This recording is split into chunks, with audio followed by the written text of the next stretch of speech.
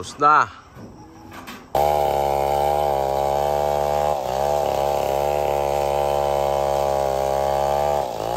So hakutin ko to ngayon para maidala doon. Dos trees. So ang dos trees dito. So this is mahogany. Dapat pala sana is ano na lang, tubular ang ginamit. Kailangan ko rin maputol ang kahoy dito kasi sobrang sikip nila. Pala, ang dami palang magamit na kahoy. Pag purong kahoy ang gagamitin, yun yung ano namin. So buong area tanaw niya. Kaya advantage, maraming kahoy dito. So ang binili ko yero na lang. So siguro pag hindi ako magkakamali, itong maliit na bahay approximately gagastos ng unta ni sila ug walay paliyo, no? Muna dong. Magmana pulos na may dos tres dapat ipulo na So dito tayo na naman.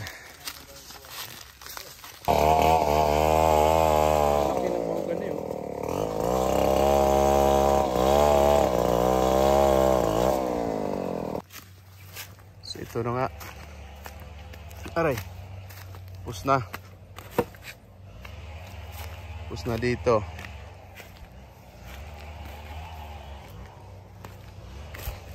Tapos na rin dito.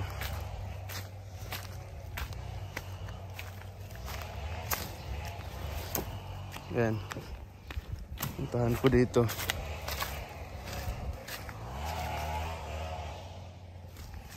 Nandito yung papa ko. Kabila.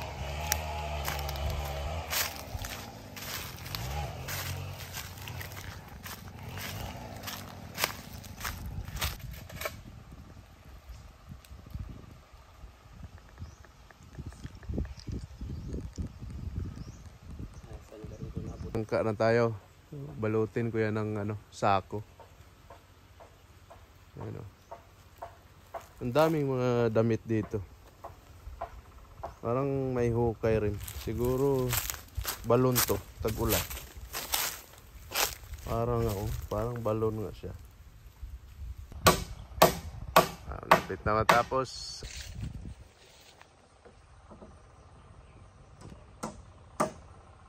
Lapit na.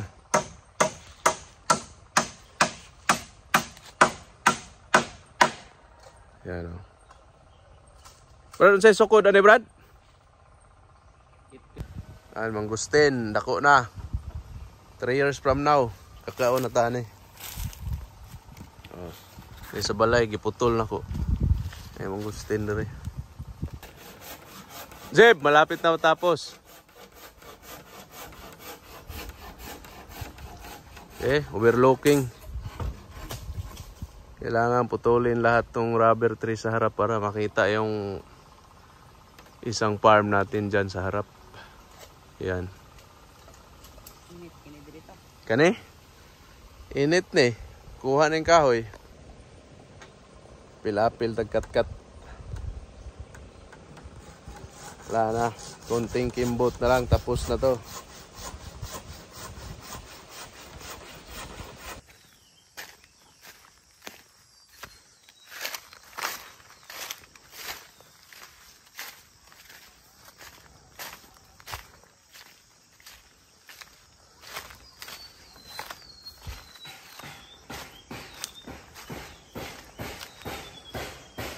Yan o.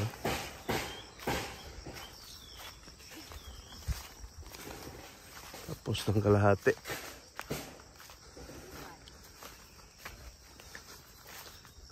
Tubig. Kalimot pa yung daag baso. Pit na. Hati na lang. Ha? Yawa Jib no? Jib? Yawa no? Yung mong chicks taga Balya? Kurado gini? Ha?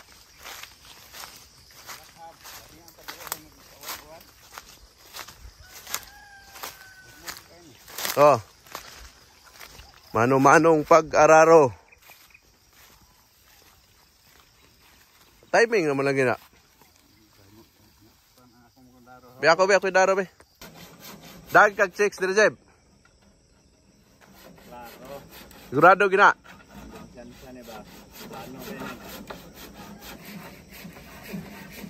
O rubber tray for sale. Sa mga furniture. Mga almost 700 mahigit.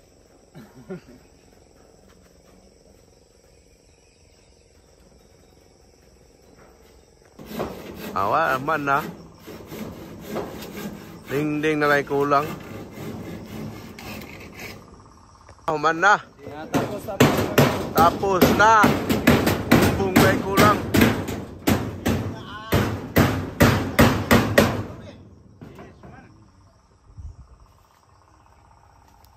So yun oh. Pinakamalaking mahogani. Lahat. Siguro ang ganda dito ano. Galaga ng manok. Kaso puro palayan ang paligid.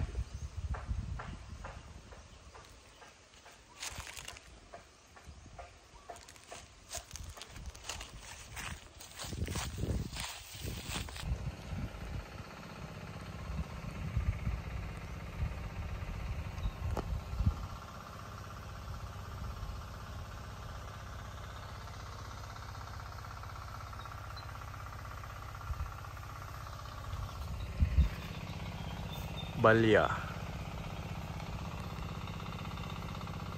Dati ang daming maliliit na isda dito. Pero ngayon sobrang tahimik. Kasi ang dami ng kuryente ng mga tao. Kaya ubos-ubos. Ubos ang isda.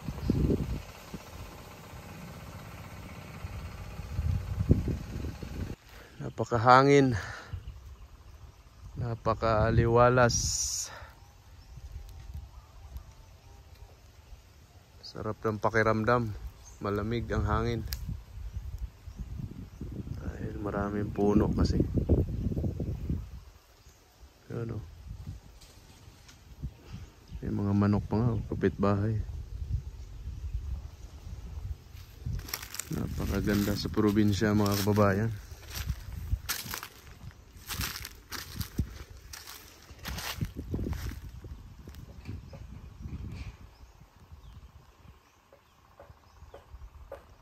May trap pa pala dito. Hindi ako nagkakamali. Trap ng bayawak to eh. Sobrang tagal na nito. Trap ng bayawak. Pag napasok yung bayawak dito, pipitik siya dito. Oh. Trap ng bayawak. So ibig sabihin, kasi noon dati sobrang yabong ng mga damo dito. Nilinisan nila papa kaya kapatid ko kaya nagkaganto.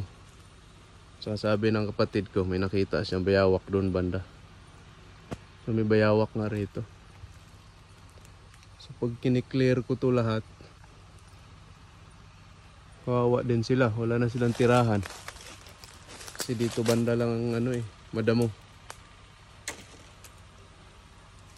Talagang trap ng bayawak.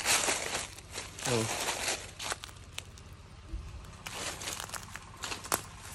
Tapos patay na lahat halos ang mga bagon dito sa Bisaya. Baging sa Tagalog. Laking ano, kawayan. Buntong. So pinutulan ng tatlo. Sino kaya? Kaya yung ginawang tulay siguro. Ano?